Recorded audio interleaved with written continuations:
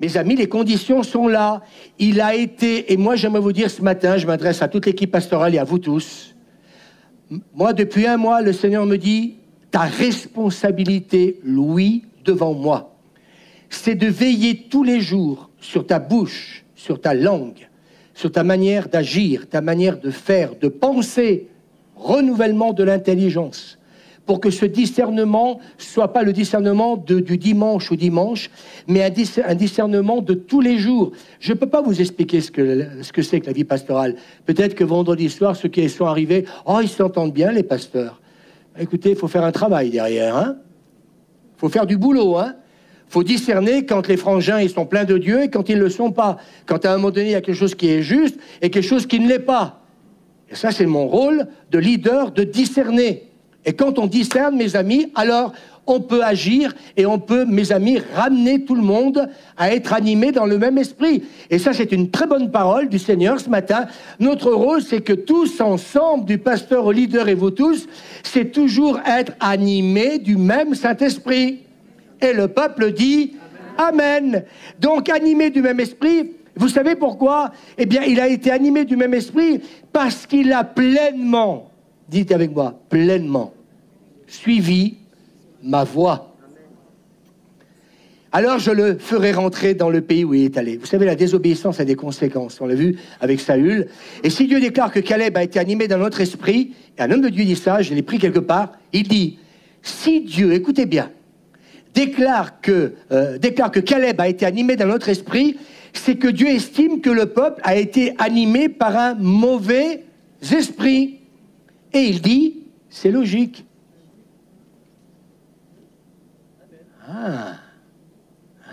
Ça change tout.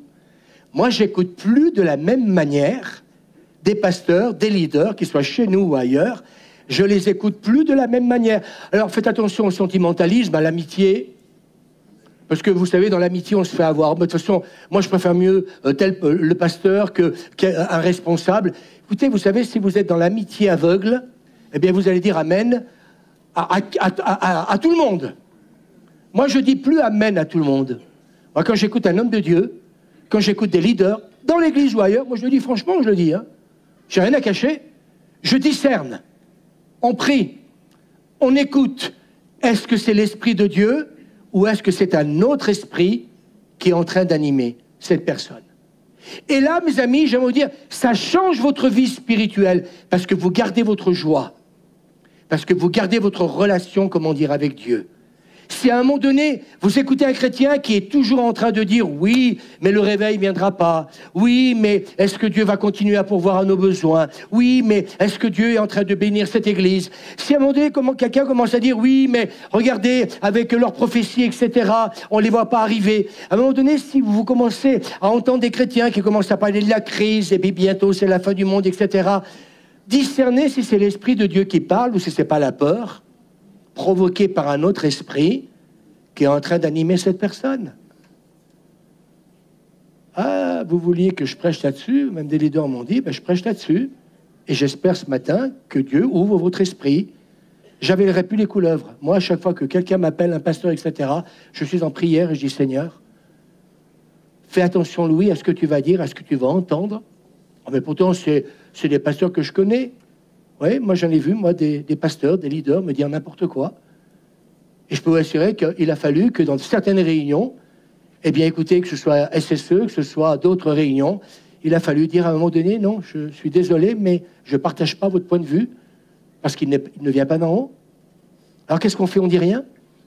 Mes amis, notre rôle c'est de discerner. Est-ce qu'on peut dire Amen?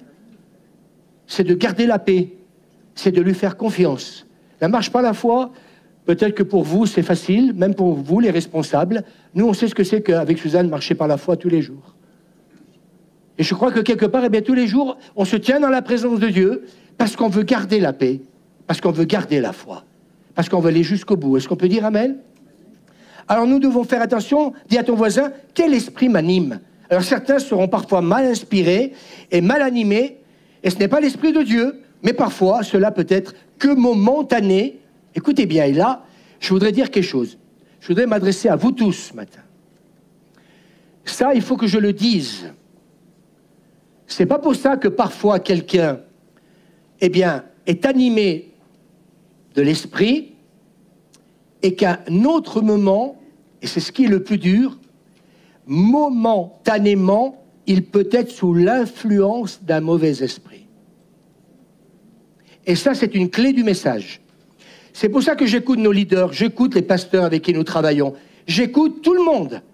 Et là, je dis, Seigneur, là, je sens que ce qu'il dit est une parole de Dieu. On le verra dans un texte biblique. Cette femme qui, à un moment donné, je vais la donner tout de suite, elle est animée d'un esprit de python, c'est un esprit de divination. Qu'est-ce qu'elle est en train de dire? Elle est en train de dire que Paul est en train de prêcher le salut. Elle dit quoi? Une vérité, mais ça n'empêche pas qu'elle est animée d'un esprit de divination. Et les chrétiens, des fois, c'est qu'à de dire, ils avalent les couleuvres. L'esprit de python avale pas le python, ni le serpent. Mais là, il faut discerner. Et moi, je vais vous dire ce matin, écoutez-moi bien, ce matin, le Seigneur ne m'a pas donné ce message pour rien. J'ai dû y passer une vingtaine d'heures, hein, parce que les versets bibliques, on n'a pas fini, il y en a encore plein. Mais je crois qu'il faut vraiment quelque part qu'on comprenne certaines choses.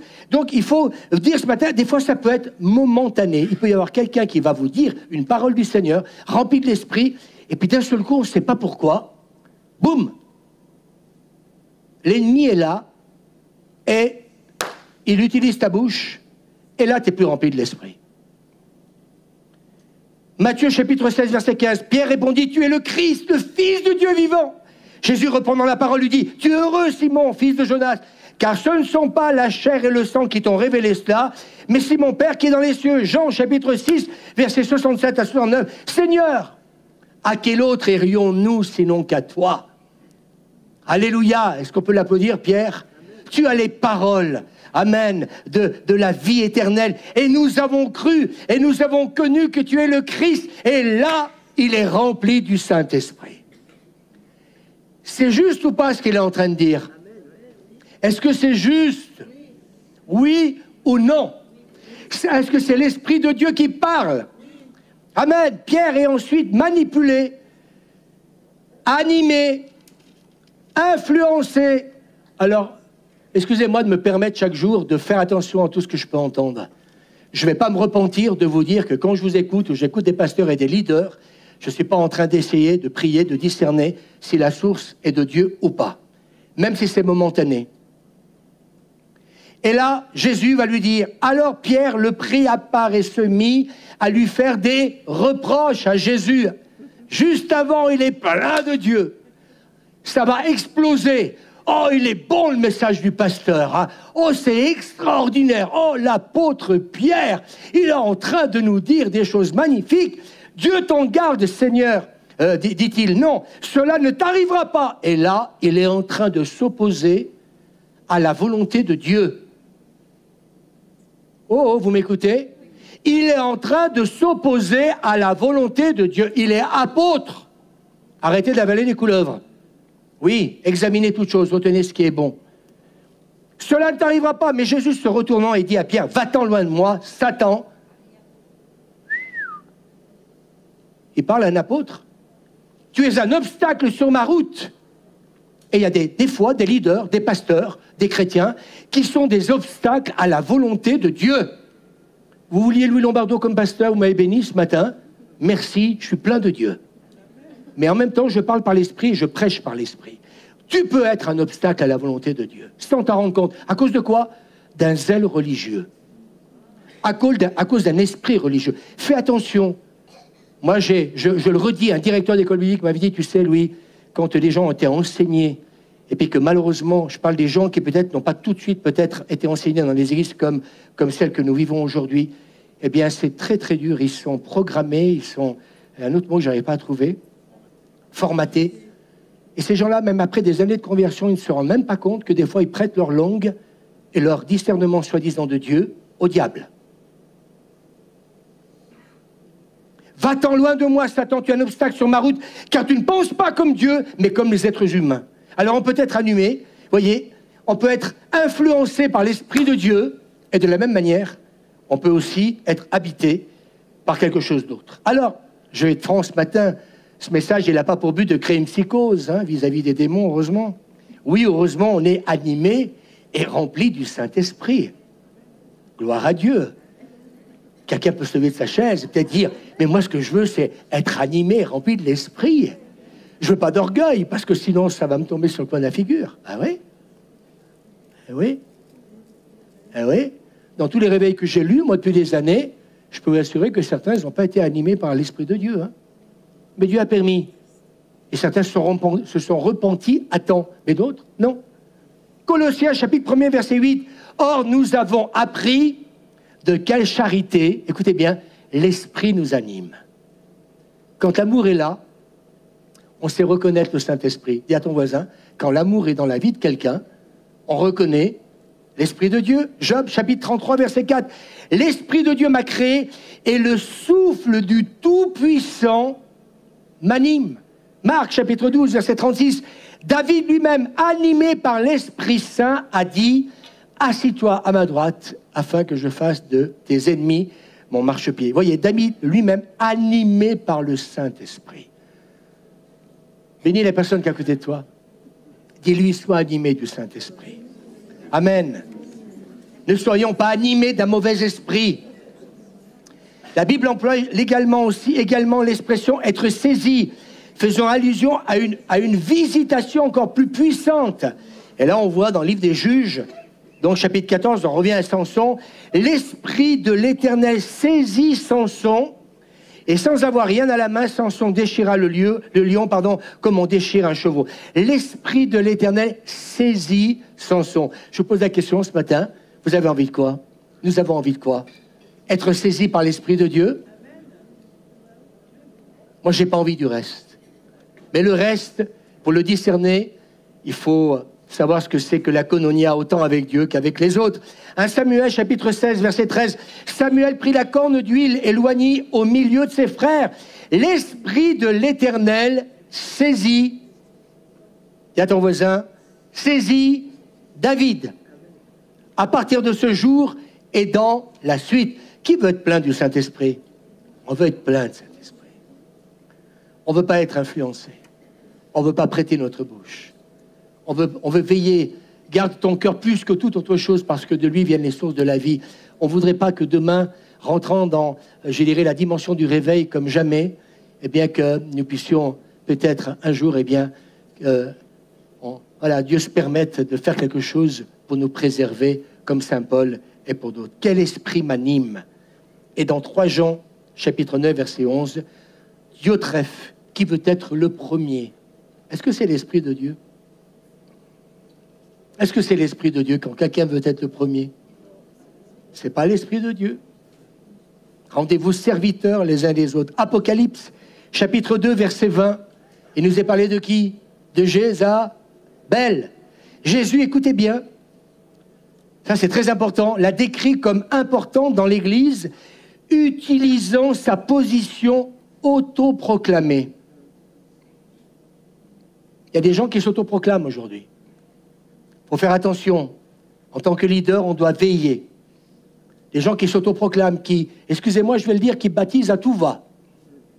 On ne sait pas d'où ils viennent, qui ils sont, mais ça baptise à tout va. Ça marie à tout va, ça fait tout, et ça fait n'importe quoi. Et puis les gens, on ne sait pas pourquoi, hop, eh bien, ils y vont. Dieu a donné l'Église. Il a donné un gouvernement. Heureusement qu'on a un président. Heureusement qu'on a un gouvernement. Est-ce qu'on peut dire amen? Heureusement qu'on a une police. Heureusement qu'on a une armée. Eh bien, le royaume de Dieu, vous croyez qu'il est différent que ce royaume terrestre? Non. C'est pas une démocratie, c'est une théocratie, c'est biblique. C'est un royaume. Et dans un royaume, il y a un roi. Est-ce qu'on peut dire amen? C'est pas dans mes notes, mais j'ai envie de le dire. Jésus réprimande l'église de Thyatire, disant « Mais ce que j'ai contre toi, c'est que tu laisses la femme Jézabel, qui se dit prophétesse, écoutez bien, enseigner et séduire. Oh, elle séduit que les chrétiens. Non, non, là, elle est en train de séduire même les leaders. Séduire mes serviteurs et les membres de l'Église pour qu'ils se livrent à l'immoralité sexuelle. » C'est grave ou pas? Autoproclamé. Et en fin de compte, eh bien, personne n'est là pour intervenir, pour arrêter cette femme qui n'est pas animée de l'Esprit de Dieu, mais qui est remplie d'une puissance démoniaque. Et en plus, elle est en train de séduire. Alors bénissez Dieu d'avoir des leaders dans l'église. Hein. Faut être pas alléluia. C'est ce que la Bible nous dit, veillez sur le troupeau que Dieu vous a confié. On ne dit pas toujours amen à tout et n'importe quoi. Jézabel signifie sans cohabitation.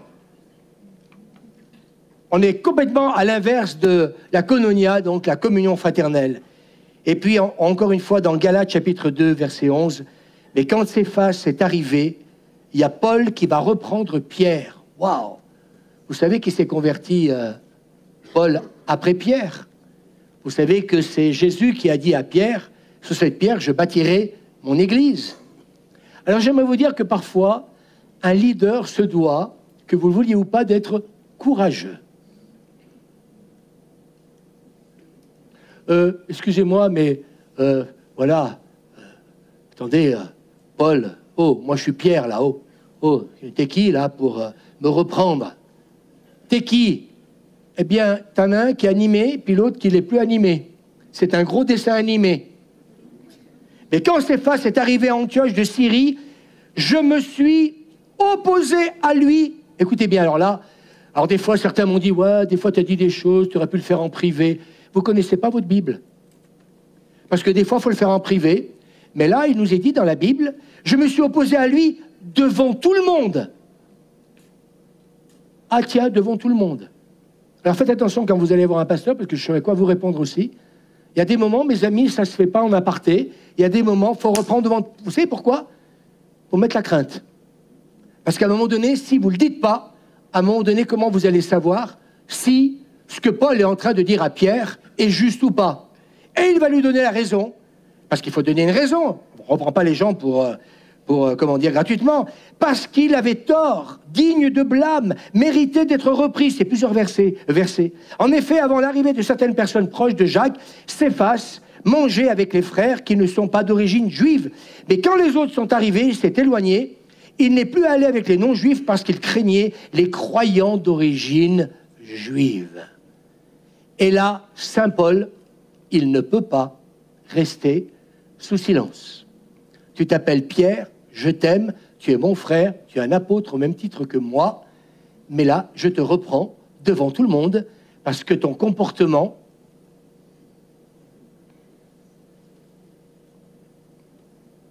n'est pas juste.